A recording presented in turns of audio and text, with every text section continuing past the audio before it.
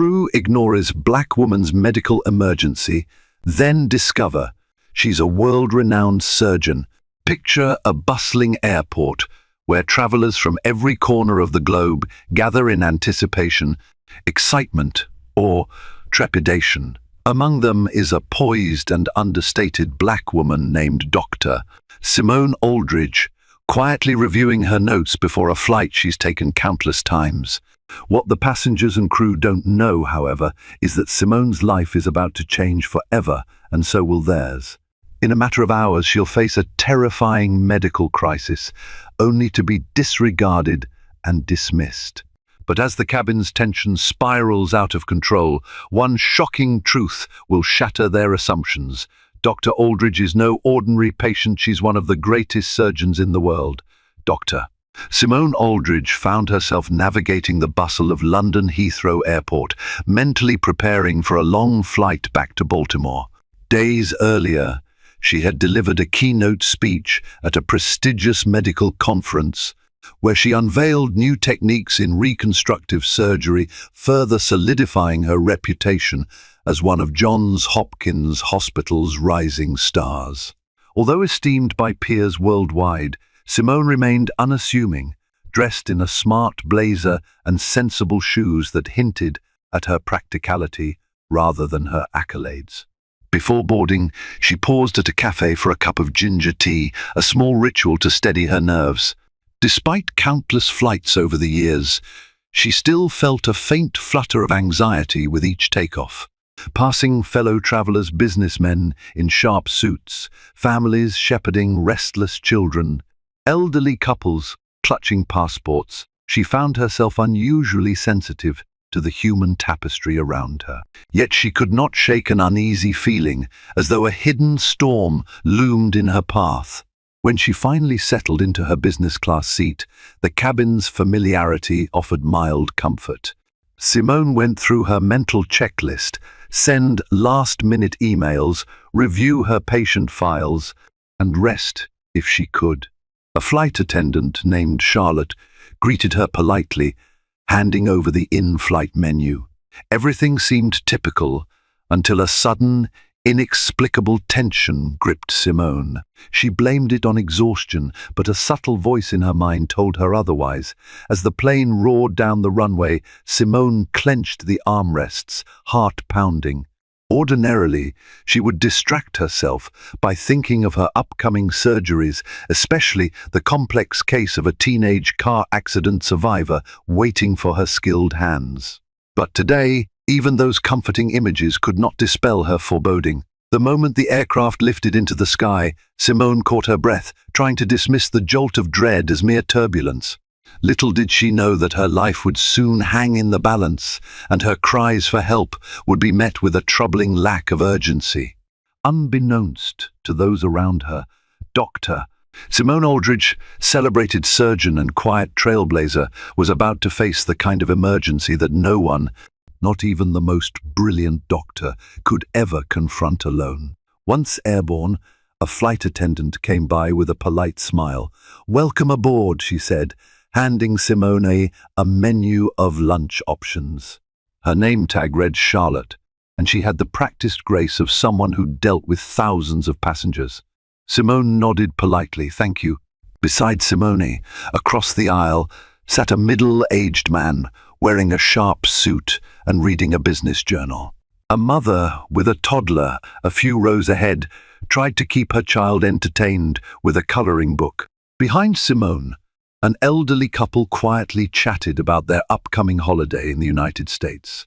The cabin settled into that familiar hush of a long-haul flight, people reading, sleeping, or staring off with that introspective glaze. Despite the calm atmosphere, Simone couldn't shake an unsettling feeling in the pit of her stomach. It wasn't exactly fear, more like an anticipatory twinge.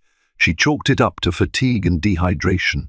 Airplane cabins were notoriously dry, so she reached for a bottle of water, sipped, and forced herself to relax. Not long after, Charlotte made her rounds again, offering drinks and snacks. Simone requested another glass of water. When Charlotte handed it over, Simone caught a subtle flicker in the attendant's eyes, perhaps curiosity, perhaps something else. Simone was used to it. Many strangers found her complexion and refined accent incongruous. She expected curiosity, but she never jumped to conclusions that it was anything else. Halfway through the in-flight lunch, Simone noticed a mild headache forming. She was prone to migraines when stressed, but she rarely let them slow her down. Typically, she'd pop a couple of ibuprofen and continue. Yet this headache felt different, sharper, accompanied by a strange, pulsating sensation behind her eyes. She pushed her half-eaten meal aside, took a breath, and tried to focus on the in-flight magazine to distract herself. The words swam on the page. She blinked a few times, frustration mounting. The throbbing became a crescendo. Determined not to cause a stir, Simone decided to close her eyes, figuring a brief nap might ward off the migraine. She switched off her overhead light, reclined her seat slightly, and draped a thin airline blanket over her legs. She tried to let her mind drift, but the throbbing only intensified. She felt a sudden wave of dizziness, as though the cabin tilted. Quick to check her seatbelt was secured, she opened her eyes and saw that everything was normal. Passengers were quietly watching movies, reading or dozing. The plane itself seemed steady. A bead of sweat formed on her brow. Her breathing felt shallow, and she had a strange sensation of her heart beating erratically. Alarm bells started going off in her mind. She wasn't anxious for no reason. Something was off physically. Simone reached for the call button, but her hand trembled. That alone startled her. Her hands rarely shook unless she was under extreme duress. Charlotte reappeared, leaning over Simone's seat. "Is there anything I can get for you?" she asked, somewhat mechanically. Simone managed a faint smile. "I don't feel well," she said softly. "Could I get some ice, or maybe a cold towel? I'm feeling a bit faint." Charlotte's polite smile faltered for an instant, as if searching Simone's face for cues. "I see. I'll be right back." Minutes passed, and those minutes stretched uncomfortably. When Charlotte finally returned, she offered a small plastic cup with a few ice chips. "We don't have cold towels in this class," Charlotte explained. "First class might, but they're a bit busy right now. Here you go." Simone accepted the ice. The unsympathetic tone stung. She could have pressed the issue, but she was too focused on her own growing discomfort. She pressed the cold cup against her temple, hoping it might quell the pulsating pain. Suddenly her vision doubled. She blinked, but the images refused to align. Her heart raced. Simone recognized the symptoms of a severe migraine with aura, possibly complicated by the cabin pressure. She realized she needed medication, and quickly. She had some emergency medication in her carry-on, but rummaging for it felt overwhelming in that moment, especially with her trembling hands and wavering vision. Her breathing turned shallow, each inhale a Herculean effort. Alarmed, she tried to calm herself, employing the same breathing techniques she taught her patients to manage pain. But something was definitely wrong. Her left arm tingled and her chest felt unbearably tight. "This can't be happening," Simone thought, panic seizing her. She knew the signs of a potential cardiac issue: chest tightness, radiating pain, breathing difficulties. She was in her early 40s, healthy, with no known cardiac issues, but life had no regard for convenience or fairness. She looked around, feeling increasingly helpless, and pressed the call button again. "Charlotte, please," she gasped when the attendant reappeared. "I need urgent help. This is not just a headache. I'm a physician. I recognize the signs of something serious. I suspect it might be my heart." Charlotte seemed taken aback. She blinked rapidly, her expression torn between skepticism and mild concern. "I can check if we have some medication," she said uncertainly. "We have a standard first aid kit." "Please, get me oxygen," Simone said, fighting to keep her voice steady. I think I need supplemental oxygen immediately. Charlotte's reaction was delayed, as though the request were too extraordinary. Her eyes flickered. Perhaps she was simply untrained in dealing with a passenger, describing potential heart trouble. Or perhaps she was used to people exaggerating their ailments to get attention or an upgrade. Regardless, her next words were coated in polite dismissiveness. "I'll talk to my supervisor." With that, Charlotte left again. Simone's breath caught in her throat. She tried to stand, to make her way toward any other crew member who would help, but her legs felt weak. Sinking back into her seat, she pressed a hand against her chest, forcing herself to stay calm. "They're ignoring me," a voice inside her hissed. She knew flight attendants had protocols for emergencies. Usually, they'd move swiftly if a passenger reported chest pains or difficulty breathing. So why the delay? Drenched in sweat, Simone closed her eyes, riding another wave of dizziness. She prayed she could hold on until someone competent intervened. 10 minutes passed, perhaps more. Time blurred. Finally, a different flight attendant approached. This was a man, tall and broad-shouldered, with a tense smile. His name tag read Rodney. Behind him hovered Charlotte, wearing an uneasy expression. "What seems to be the problem?" Rodney asked, his voice carefully controlled. "I'm experiencing severe chest pains and shortness of breath," Simone managed. She tried to maintain authority in her tone, though her voice trembled. "I may be having a cardiac event." Charlotte cut in. "I told my supervisor you said you're a doctor. Maybe you can figure out what's happening?" Simone shot a sharp look at Charlotte. She couldn't fathom the insensitivity. "I need oxygen and possibly access to an AED if this worsens. Someone needs to monitor my vitals." Her voice shook, partly from fear, partly from indignation. "Every second counts if this is a serious event." Rodney hesitated. "We have emergency protocols, but let me see if we have a medical professional on board who can attend to you." That set off warning bells.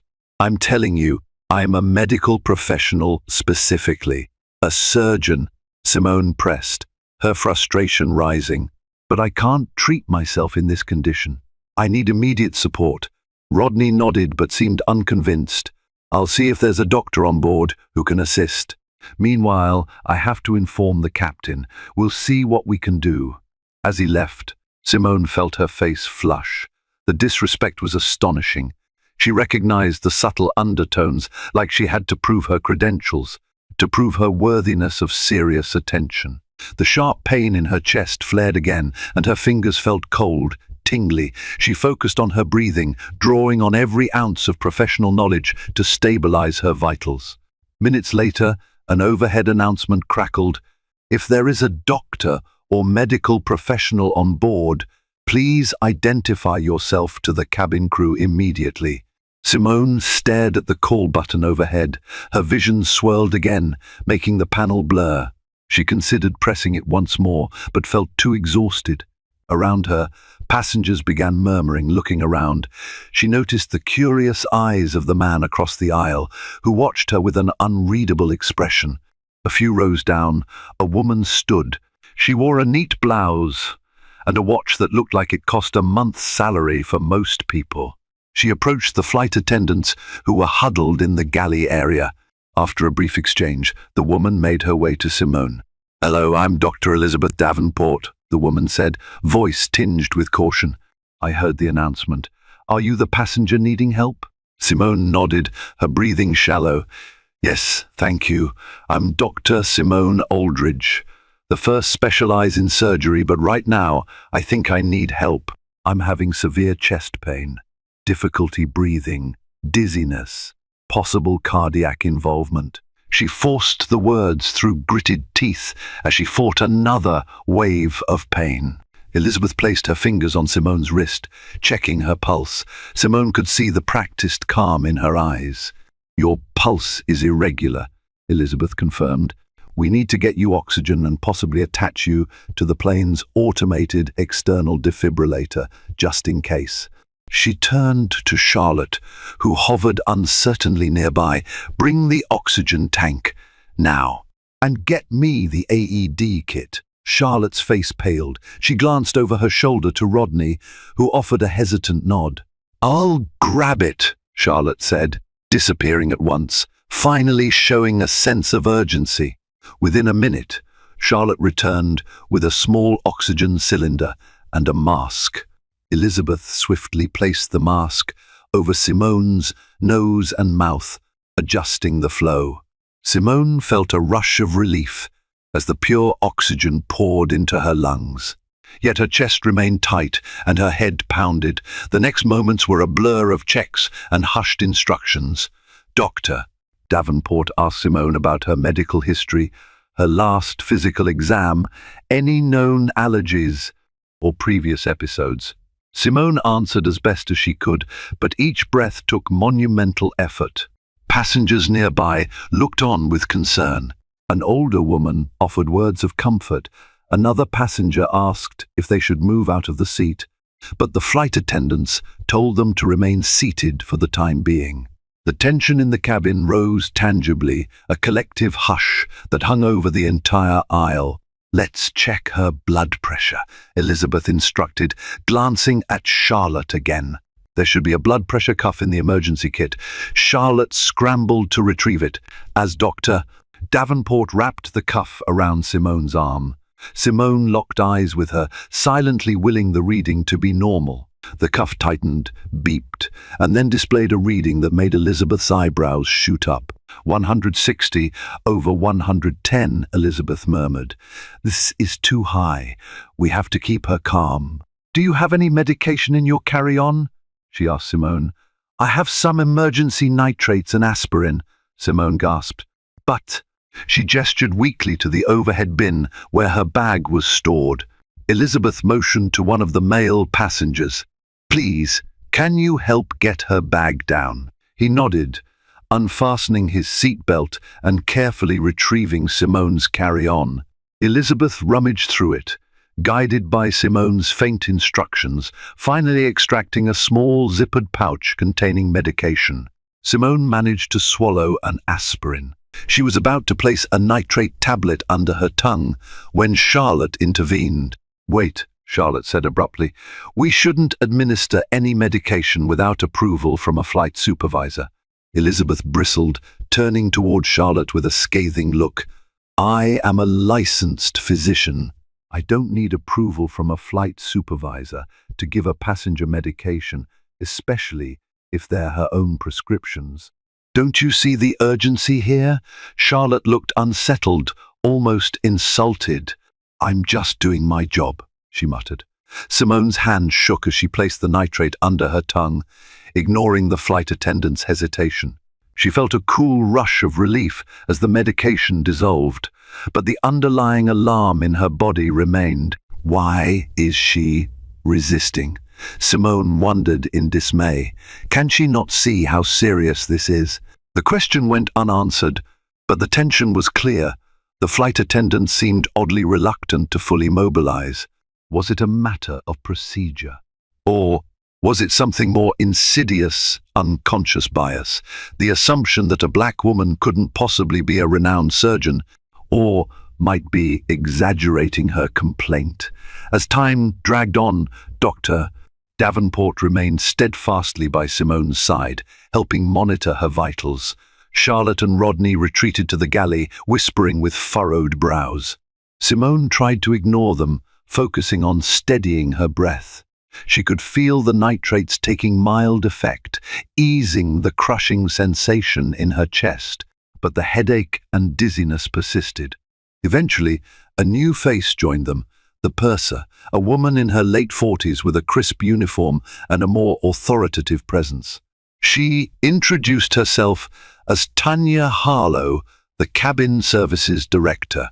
"I've been informed we have a passenger in distress," she said, glancing over Simone. "How are you feeling, ma'am?" Simone drew in a ragged breath. "I'm stable, but in considerable pain, doctor. Davenport here has been helping me, but I need consistent monitoring. And if this escalates, We may need to consider an emergency landing." Tanya looked concerned, but remained composed. "We'll speak to the captain. Meanwhile, let's keep her comfortable and continue providing oxygen." Simone closed her eyes as another wave of dizziness hit. She felt Dr. Davenport's reassuring hand on her shoulder. Despite the mask, Simone's breaths came short and rapid, her body tensing involuntarily. She tried to focus on the doctor's voice, on the count of her heartbeat. Tanya turned to Dr. Davenport. "Could you fill out a medical incident form? We need documentation for everything we do here." "Our airline takes liability very seriously." Elizabeth pursed her lips. "Yes, I can, but the priority is the passenger's well-being right now. Also, if her condition worsens, I strongly advise diverting the flight. She's showing signs that could lead to a cardiac event." Tanya seemed to weigh Elizabeth's words. "I'll inform the captain.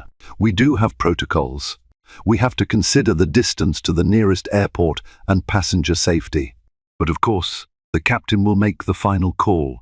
Simone tried to speak but only managed a weak rasp. Elizabeth placed a gentle hand on her arm, signaling her to rest. Outside the immediate circle, the rumour mill on the plane churned. Some passengers were sympathetic, others looked annoyed, perhaps dreading a flight delay or an unscheduled landing. A few, overhearing that Simone was a doctor herself, seemed puzzled. How could a doctor not manage her own medical condition? They failed to realize that in these moments, Simone wasn't a doctor, she was a patient fighting excruciating pain and fear. Farther back in economy class, a tall man with a thick beard, who had earlier introduced himself to seatmates as an off-duty paramedic, shifted uncomfortably. He stood up, craning his neck to see what was happening in business class. He caught Tanya's eye and waved to catch her attention. Tanya motioned for him to wait. He frowned but sat back down, eager to offer any help. Finally, Tanya returned from a brief conference with the cockpit. "We're still over the Atlantic," she explained to Dr. Davenport and Simone. "The captain is in contact with ground medical support. They advise continuing onboard treatment. We might consider diverting to Shannon Airport in Ireland if her vitals worsen, but for now, we'll hold our course." "That's the decision." Elizabeth's jaw tightened. "I understand the complexities, but if she has a heart attack mid-flight, it could be catastrophic."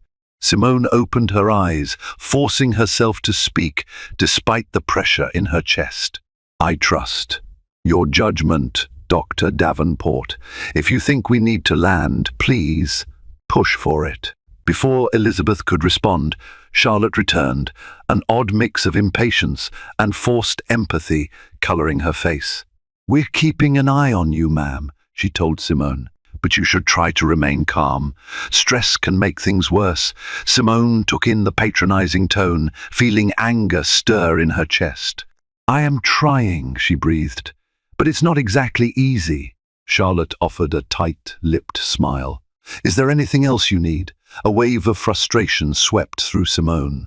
"I need to not be patronized," she wanted to say, but she bit her tongue. Instead, she shook her head weakly. Minutes ticked by, turning into an hour. Simone remained in pain, though the oxygen and initial medication had prevented a full-blown collapse. Dr. Davenport never left her side, calmly checking her pulse, blood pressure, and oxygen saturation. Yet Simone grew drowsy, her head spinning, the cabin lights growing painfully bright against her eyelids. Meanwhile, passengers couldn't help but notice the commotion. Whispers circulated that a woman was faking a condition to get attention. Others blamed the airline for not acting quickly enough. Some demanded the plane divert, while others grumbled about the inconvenience. Racial undertones floated in hushed remarks, questions about whether the staff would have acted differently if the patient had been a different race, or if she had introduced herself more aggressively as a high-profile surgeon. Seated behind Simone, an elderly British couple argued softly. "Oh, I do hope she's all right," said the wife, peering over the seat. eyes wide with concern. Poor thing. Her husband shrugged. Well, they did say she's a doctor. She should know how to handle it. This is rather inconvenient for the rest of us, though. The wife glared at him. Don't be so unkind. If she needs medical attention, she needs it. People can't just will themselves healthy. Across the aisle, the businessman reading his journal occasionally glanced at Simone with an inscrutable expression. He'd overheard snippets that Simone was a surgeon, but given the skeptical stance of the flight crew, he, too, wondered if there was more to the story. As the flight wore on, Dr. Davenport gently coaxed Simone to stay awake, worried that drifting into unconsciousness might signal a downturn. I need you to keep talking to me, she said softly. Tell me about your work. Simone managed a fragile smile behind the oxygen mask. Reconstructive surgery, helping burn victims, accident survivors. Her words were clipped, breathless. I was heading home to operate on a teenage girl. She had an accident. Elizabeth nodded encouragingly, glancing at the short note she'd jotted on the airline's medical incident form. You're from Johns Hopkins, right? Simone closed her eyes and nodded. Yes, did my fellowship there. Named department head 3 years ago. Dr. Davenport's eyes widened a fraction. She turned to Charlotte, who hovered nearby, arms crossed. She's not just any doctor. She's a surgeon at Johns Hopkins, one of the world's top facilities. This is serious. Charlotte's expression remained bland, as if unimpressed. Yes, we know, the captain still wants to continue to our destination. He's consulted with our medical ground crew. They believe if we keep her stable, we should be able to get her to a hospital once we land. Elizabeth exhaled sharply, but she withheld further protest for the moment, focusing on Simone's care. As the cabin lights dimmed for the nighttime portion of the flight, Simone felt her body fighting between exhaustion and the will to stay conscious. She coughed, her throat raw. The oxygen mask felt suffocating, paradoxically, even though she needed it. Each minute that passed reminded her how vulnerable she was in the air. She'd been the towering figure of authority in operating rooms around the globe, but here she was at the mercy of an airline's protocol and staff who seemed strangely uncooperative. A creeping sense of dread took hold. If her condition worsened, would the crew properly administer life-saving interventions? Would Dr. Davenport's efforts be enough at 30,000 feet without the right equipment? The thought gnawed at Simone's mind, intensifying the throb in her temples. A few more hours crawled by. Simone oscillated between moments of relative calm and crushing tightness in her chest. Several times, Dr. Davenport flagged down the attendants for more water or medication checks, each time greeted with lukewarm cooperation. Then, abruptly, Simone's breath caught in her throat, like a vise constricted around her lungs. She gasped sharply, the oxygen mask pressing tight against her face. Alarmed, Dr. Davenport pulled out her stethoscope. She had found it in her own carry-on. She placed it against Simone's chest, listening intently. Concern clouded Elizabeth's face. Your heart rate is spiking. I'm worried about arrhythmia, she said tensely. Let me check your oxygen saturation. Charlotte had lingered near. Is everything all right? She asked flatly. Elizabeth shot her a glance. No. She's going into a more dangerous phase. I need immediate assistance from the crew. We should prepare for the possibility of an emergency landing. Charlotte's lips thinned. She nodded curtly and walked to the cockpit once again. The next 15 minutes felt agonizing as Simone's heart rate soared in her chest. Elizabeth administered another dose of her medication, and Simone coughed violently, sweat beading across her brow. Rodney, the other attendant, reappeared to check the overhead compartments. He fumbled with the first aid kit, ensuring everything was in order. Then he approached Simone with a forced smile. How are we feeling? She's not well, Elizabeth snapped, exasperation evident in her tone. Have you told the pilot we need to land as soon as possible? Rodney pressed his lips together. The pilot is in touch with ground control. We still have 2 hours to the nearest viable diversion. We'll do what we can until then. Simone's mind felt hazy, but she recognized the gravity of the situation. 2 hours was an eternity for someone experiencing a potential cardiac event. Despite her profession, she felt fear gnaw at the edges of her sanity. Scenes of all the patients she'd tried to save flashed through her mind. She recalled the comfort she gave them, the assurance that they were in good hands. Now, ironically, she realized how terrifying it was to rely on others for your own survival, especially when you felt they weren't giving you their all. Doctor. Davenport opened Simone's carry-on once more, checking if there was anything else that might help. You have some anti-anxiety meds here, she noted. It might help bring your heart rate down, but the bigger problem is potential arrhythmia. We really need a defibrillator ready. She turned to Rodney. Where is the AED? Let's have it by her seat. If her heart goes into arrest, every second will matter. Rodney blanched, then nodded. He quickly retrieved the small unit. Dr. Davenport carefully set it near Simone's seat. The presence of the AED was a sobering reminder that every breath Simone took might be one step away from a life-threatening collapse. Further back in the cabin, the off-duty paramedic named Thomas Jackson watched the flurry in business class with growing concern. He couldn't see everything clearly, but from the overhead announcements and the occasional glimpses of Dr. Davenport's frantic gestures, he sensed an escalating emergency. Finally, unable to stay quiet, he rose and approached the business class curtain.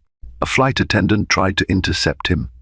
"Sir, please remain in your seat," she said, voice clipped. Thomas shook his head firmly. "I'm a paramedic. I'm not going to stand by if someone's in distress. I might be able to help." Tanya Harlow, the cabin services director, overheard the exchange and approached.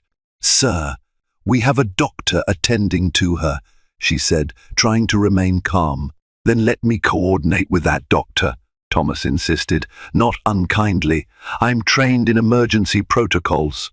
I can at least offer an extra set of hands. On the ground, I respond to heart attacks, strokes, all sorts of emergencies." Tanya hesitated, glancing around as if worried about losing control. Then, perhaps realizing she needed to do everything possible, she nodded reluctantly. "All right, follow me." Thomas approached Simone's seat. Elizabeth looked up, relief evident. "Are you medically trained?" she asked. Thomas nodded quickly. "I'm a paramedic with the Baltimore City Fire Department. Let me help." At the mention of Baltimore City, Simone's eyes flickered open. She tried to form a grateful smile. This was someone from home, from her own city. The thought comforted her, though she remained in agony. Thomas kneeled beside Elizabeth, who filled him in rapidly. Simone's heart rate was dangerously high. She was experiencing chest tightness, shortness of breath, and possible arrhythmia. They had oxygen in place and the AED nearby. Simone had a partial history of migraines, but no known heart conditions. She'd taken aspirin and nitrates. Thomas took Simone's wrist to feel her pulse. "She's cold," he observed. "Her circulation might be compromised." Elizabeth nodded. "I'm pushing for an emergency landing, but the crew..." Thomas shot a quick, frustrated look at Tanya, who lingered behind them. "We're about 2 hours away from an airport, right?" "That's too long if she goes into full arrest," Tanya sighed. "I'm sorry. The decision is with the pilot and ground control." Thomas inhaled deeply, trying not to lose his cool. "All right, let's keep her as stable as possible." He rummaged through the first aid kit, verifying that adrenaline syringes and other crucial medications were present, but it was a limited kit meant for basic emergencies, not advanced life support at altitude. Simone tried to speak, her voice muffled by the oxygen mask. "Thank you," she whispered. "You're both a godsend." Elizabeth offered a reassuring smile. "We'll do our best, Dr. Aldridge." Thomas nodded, placing a comforting hand on Simone's shoulder. "We've got you." he said quietly. Nearby, Charlotte watched the scene with a faint frown. Simone could sense the woman's tension, as though she was still unconvinced or bothered by the entire ordeal. Yet a passenger's potential heart failure should have triggered universal concern. Simone's heart sank at the realization that prejudice or indifference might be overshadowing genuine empathy. An hour later, the plane hit mild turbulence. Simone felt each jolt like a shock to her already frazzled nerves. Her chest had eased marginally, but she remained extremely weak, cycling between intense dizziness and barely managed stability. Dr. Davenport and Thomas took turns checking her vitals, applying cold compresses, and talking her through slow, measured breaths. Then, without warning, Simone's vision went dark. She slumped back in her seat, her body going limp. Alarms blared in Elizabeth's mind. She shook Simone gently, calling her name, but Simone's eyes rolled back. "Get the AED ready," Elizabeth shouted, her voice carrying above the hum of the engines. Thomas activated the device, pressing electrode pads onto Simone's chest beneath her blazer and blouse. The machine began its automated assessment. Analyzing heart rhythm, "Do not touch the patient," the robotic voice intoned. Passengers who had been discreetly observing erupted in gasps and murmurs. The machine beeped, shock advised. "Charging." "Oh God," Elizabeth muttered, her stomach twisting. She motioned everyone away. "Clear." Thomas stepped back, heart pounding. A jolt of electricity surged through Simone's body, causing her to arch momentarily. Dr. Davenport and Thomas hovered, hearts in their throats. The AED announced, "Analyzing heart rhythm. Stand by." Simone remained unresponsive, her face ashen.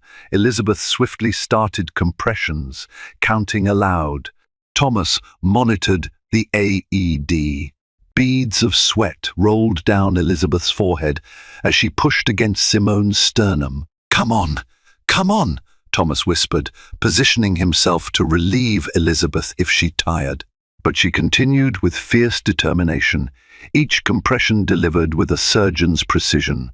After what felt like an eternity, the machine announced, "No shock advised. Continue CPR."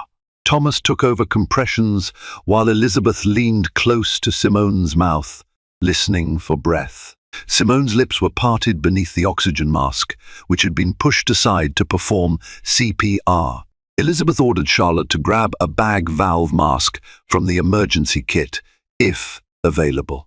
The flight attendant hesitated, rummaging through the kit before handing it over with shaky hands. Elizabeth attached it to Simone's face, squeezing air into her lungs in a steady rhythm. Suddenly Simone coughed, her chest heaving. Thomas halted compressions, and Elizabeth quickly checked for a pulse. "She's got a pulse," she announced, relief flooding her voice. "She's back." Simone's eyes fluttered open, tears pricking at the corners. She gasped, the oxygen mask replaced over her mouth. Disoriented, she blinked, trying to make sense of her surroundings. The pain lingered, but she was alive. A wave of stunned silence swept the cabin, relief mingled with shock. Charlotte and Rodney looked visibly shaken, perhaps realizing how close to death Simone had come. Tanya stared, trembling slightly, the weight of responsibility heavy on her shoulders. Elizabeth inhaled a ragged breath. "We have to land now," she demanded, her voice leaving no room for argument.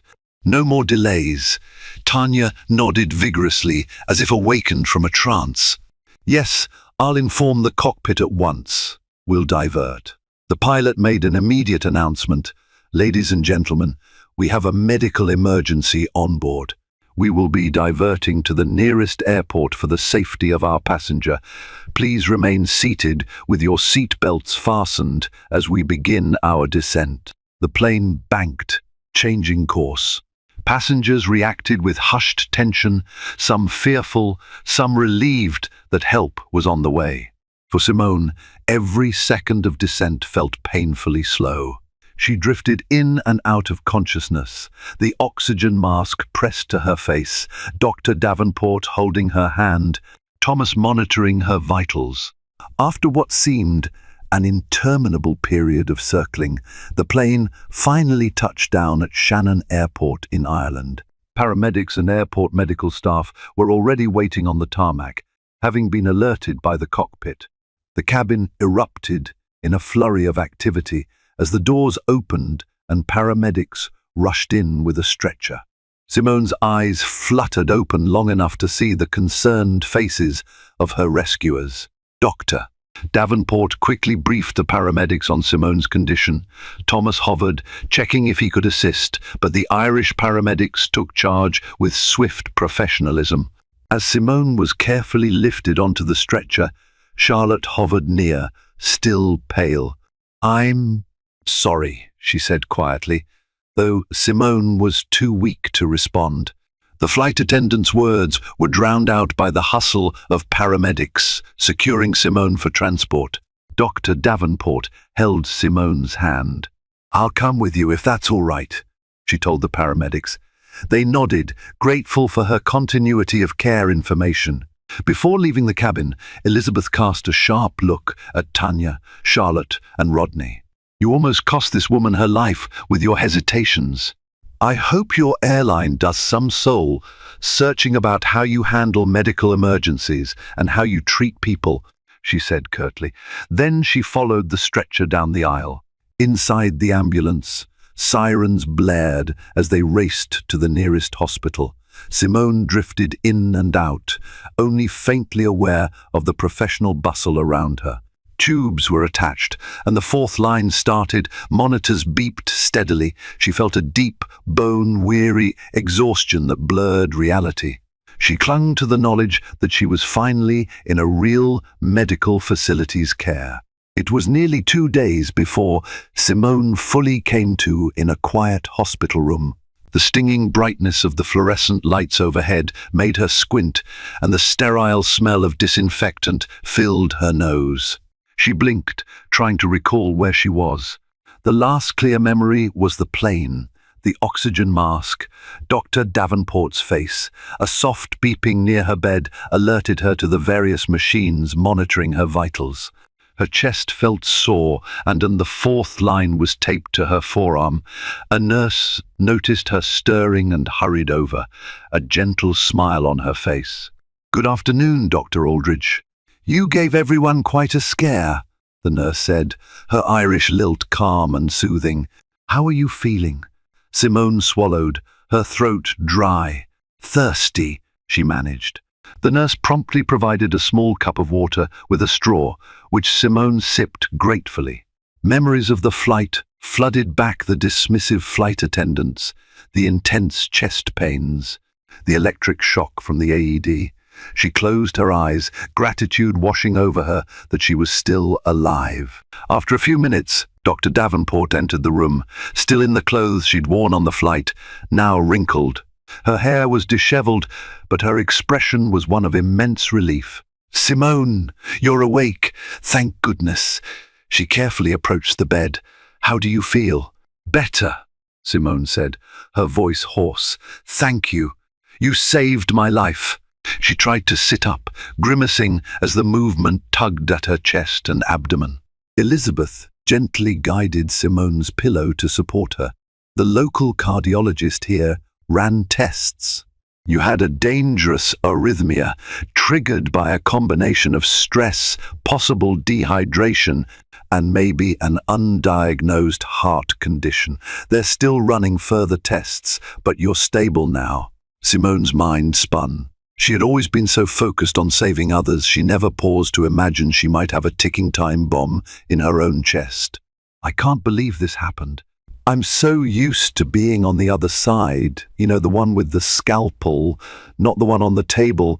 Elizabeth patted her hand. "Life can be ironic, but we're just glad you pulled through." They talked a bit about the flight, how Thomas assisted, how the plane had finally diverted. Simone tensed when she recalled the crew's initial response. "They almost let me die," she whispered, tears welling in her eyes. "They waited so long to take me seriously." Elizabeth nodded, empathy shining in her gaze. "I'm sorry you had to endure that." I don't know if it was ignorance, bias, or just poor training, but I filed a formal complaint. The airline is already under scrutiny. Word travels fast when a high-profile passenger nearly dies. Simone sighed, leaning back into her pillow. High-profile passenger, she repeated. That's what it took. Someone recognized my position. This shouldn't happen to anyone, doctor or not. Elizabeth agreed softly. You're right, it shouldn't, but it does. Hopefully, your ordeal will force some changes. The next day, Simone received a surprise. The story had leaked to international news outlets. Reports circulated about a Johns Hopkins surgeon who was ignored by airline staff until she went into cardiac arrest. A local Irish paper had done a brief piece, and then major US outlets picked it up. Social media hashtags sprang forth, decrying racial bias and negligence by airline crews. Simone sat propped up in bed, reading on a tablet Dr. Davenport had lent her. Dozens of messages poured in from colleagues, friends, and even strangers offering support. Hashtags like #Listen to Black Women trended, calling attention to the perceived prejudice Simone had experienced. A hospital administrator, flanked by a small press team, asked Simone for permission to speak publicly about her condition. She declined, not wanting her medical details broadcast. Still, the story of her near-death experience was out there, fueling discussions on talk shows and morning news segments. Her phone pinged non-stop with interview requests. She ignored them for now. Her health took priority. Meanwhile, the airline faced a public relations crisis. Their official statement offered a lukewarm apology, stating that all protocols were followed and that they regretted any inconvenience. In a subsequent interview on CNN, a spokesperson avoided direct answers, only fueling public anger. Simone's closest friends and her family bombarded the hospital's phone lines, desperate for updates. She eventually asked Dr. Davenport to help arrange a conference call so she could reassure everyone she was stable. It comforted Simone to hear their voices, but she also felt a pang of guilt. Her mother, who had always feared Simone's grueling schedule, now wept with relief. The doctors at Shannon Hospital recommended a thorough battery of tests to pinpoint the cause of her arrhythmia and to ensure no permanent damage. Simone braced for the possibility that she might need a pacemaker or medication regimen. It was a humbling thought, drastically altering her perspective on her own mortality. 3 days after she was admitted, Simone was cleared for light activity. Dr. Davenport wheeled her outside to a small garden at the hospital's rear where they could get fresh air. The Irish drizzle had paused, leaving behind a crisp coolness. Simone inhaled deeply, grateful simply to be breathing without pain. As they sat on a bench, a hospital administrator approached. Dr. Aldridge, Dr. Davenport, there's someone here from the airline. They've asked to speak with you. Should I send them away? Simone exchanged a look with Elizabeth. No, let them come, she said quietly. I want to hear what they have to say. Moments later, a suited man in his early 50s walked up, accompanied by a stern-looking woman. They introduced themselves as high-ranking representatives of the airline's corporate office. We wanted to express our sincere apologies for what happened on Flight BA4721, the man began, his voice meticulously polished. We've launched an internal investigation to understand any gaps in our procedures. Simone nodded, her posture rigid. I nearly died. I hope your gaps get fixed before it costs someone else their life. He cleared his throat. We are deeply grateful to Dr. Davenport and the paramedic who assisted. We want to cover all your medical expenses here and provide additional compensation for the distress. Elizabeth bristled slightly. This isn't about money, it's about accountability. Have you addressed the attitudes and actions of your staff? The woman stepped in. All crew members involved in this incident have been placed on temporary suspension pending the investigation's outcome. Sensitivity and emergency training are being re-evaluated. We understand there may have been cultural or personal biases at play. Simone met her gaze. I'm not out for anyone's job, but I can't ignore how poorly they treated me until I nearly died. If they had followed standard emergency protocols, we might have diverted earlier, and I might not have gone into cardiac arrest at 30,000 feet. The man nodded solemnly. We will address it. We promise. Our reputation is on the line, but more importantly, passenger safety is paramount. We'll be transparent with our findings. Simone exhaled, feeling a mix of anger and exhaustion. Fine, she said, but remember, I'm only one person. There are countless others who don't have my resources or visibility. Make changes for them, not just for me. The representatives nodded, then politely excused themselves. After they left, Simone leaned back, letting the cool breeze wash over her. Calmer, she murmured. They're dealing with a PR nightmare. But it's not enough. I want real change, or at least a real conversation. Elizabeth placed a hand on Simone's shoulder. And maybe this conversation has already started, she said softly. Over the next week, Simone recovered steadily. News of her ordeal continued to circulate, garnering widespread outrage. Civil rights organizations reached out to show support, citing her experience as yet another example of how Black women often aren't taken seriously when they report medical symptoms.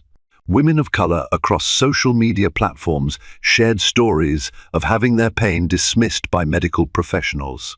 When Simone felt strong enough, she agreed to one interviewer sit down with a respected BBC journalist who had requested to speak with her while she was still in Ireland. The hospital arranged a small conference room for the broadcast. Seated in a wheelchair, Simone appeared on camera with the faint lines of fatigue etched on her face.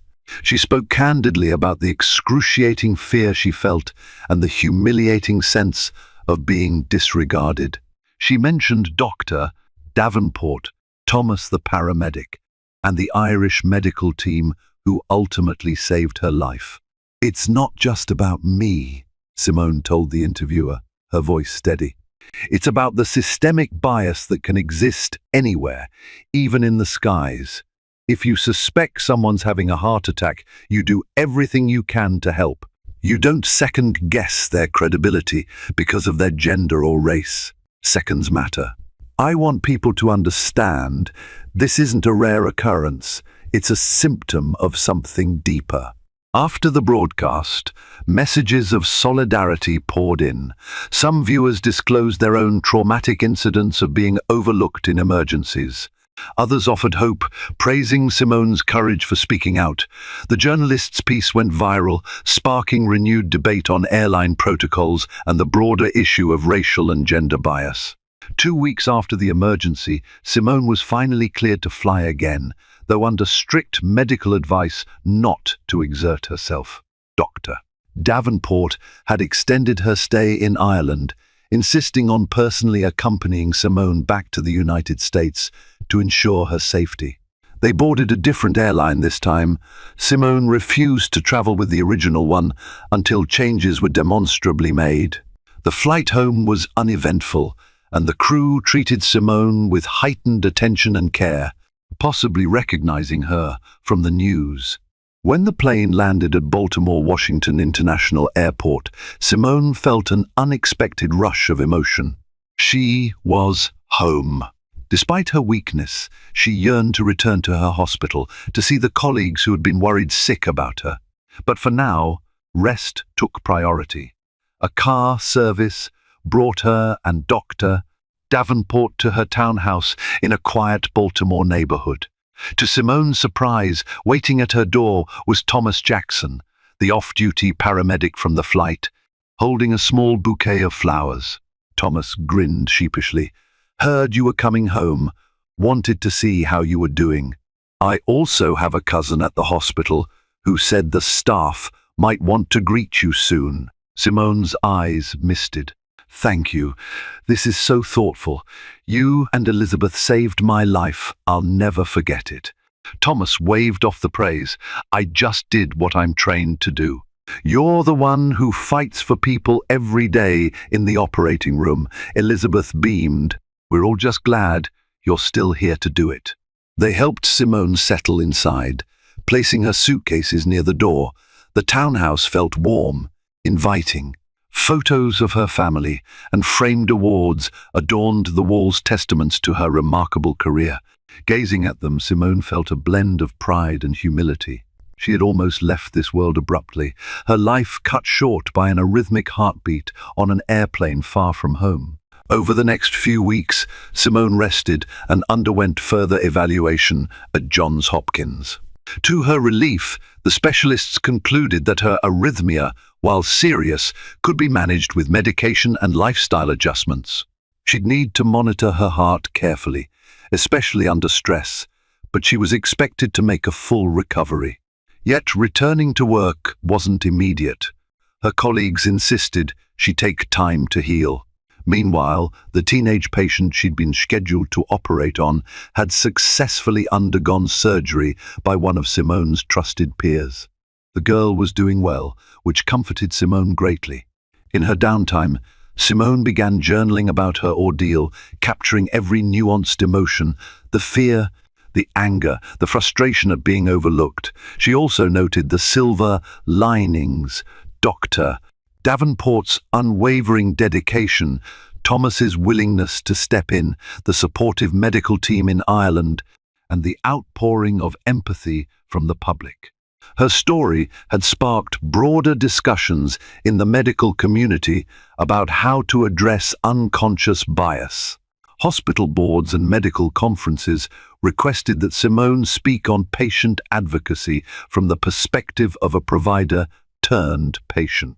Initially hesitant, Simone decided her experience could serve a greater purpose. Within months, she stood on stage at a global health symposium, not as a keynote speaker on reconstructive surgery, but on patient rights and racial bias in emergency care. She recounted her harrowing flight, the near-fatal delay, and how even a top surgeon could be dismissed. Attendees listened, rapt, applauding thunderously when she finished. News broke that Charlotte, Rodney, and Tanya, the three crew members who had hesitated to help Simone, faced serious repercussions. Internal investigations found that they had failed to follow emergency protocols, leading to a formal censure. Charlotte and Rodney were fired, while Tanya was demoted. The airline issued a more detailed public apology, acknowledging that prejudice might have played a role in the delayed response. They announced a partnership with civil rights groups to improve training and address biases head-on. At first, Simone felt a grim sense of satisfaction. It seemed like justice. But as the dust settled, she remembered her own vow that this should be about systemic change, not punishing individuals alone. She reached out through her lawyer, expressing that she hoped the airline would invest in comprehensive training rather than simply blaming 3 staff members. She wanted to ensure that no future passenger, regardless of status or race, would endure a similar ordeal. Nevertheless, the crew's dismissive behavior had had harsh consequences. Charlotte, once so dismissive, found herself blacklisted from many airlines after the scandal. Rodney's career took a hit. He struggled to find another job in the industry. Tanya, whose decades of service ended in demotion, quietly resigned, unable to face the shame. It was a stark reminder that prejudice, even unconscious, can destroy not just victims' lives, but those who harbor it as well. Karma had indeed come swiftly. Months turned into a year. Simone fully recovered, returning to her surgical duties with renewed vigor. She resumed complex operations, saving lives daily at Johns Hopkins. But something had changed within her. She added a new dimension to her career, an advocacy for equitable treatment in healthcare. She volunteered her time to speak at community forums, urging individuals to trust their instincts when they felt ill, to demand care and refuse to be dismissed. Her story remained a topic in medical ethics classes and airline training programs alike. Crew ignores Black woman's medical emergency, then discover she's a world-renowned surgeon had become a cautionary headline. Airlines worldwide revamped their training, emphasizing the importance of taking every passenger's medical complaint seriously. Over time, Simone's ordeal turned into a catalyst for tangible change, sparing others from the brink of disaster. Whenever she reflected on that fateful flight, Simone felt a surge of gratitude for Dr. Davenport, Thomas, and the medical staff who refused to dismiss her cries for help. She also felt sorrow for the flight crew members who lost their careers. The memory of ignoring a critical patient, a patient they believed was exaggerating, would haunt them. On her desk at home, Simone kept a small plaque engraved with the words, "I was saved to save others again."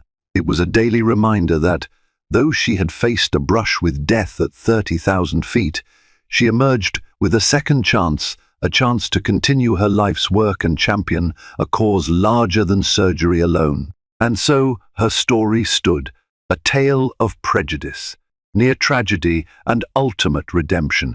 She never asked for the spotlight, but it found her, and she used it to light a path toward empathy, fairness, and life-saving vigilance for all. Thank you for joining me on this harrowing journey of survival and transformation, where a seemingly routine flight nearly became Dr. Simone Aldridge's last. From the moment she was dismissed by the flight crew, despite her cries for help, to the heart-stopping seconds of cardiac arrest at 30,000 feet, this story reveals the life-or-death consequences of bias and inaction.